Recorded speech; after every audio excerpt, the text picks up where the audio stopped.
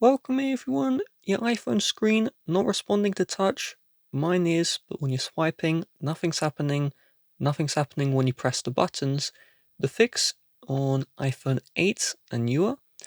I want you to do this following key combination. So I'm going to show it and let's do it together. So you're going to click release volume up, then click release volume down, then click on the power button. So let's do this in 3, 2, 1.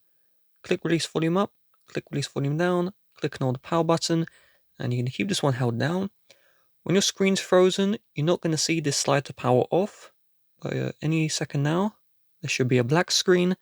Keep on holding until you see the Apple logo. Now, if you have an older iPhone, like iPhone 6 here, all you do, just press and hold power and home until you see the Apple logo, and iPhone 7, power and volume down until you see Apple logo.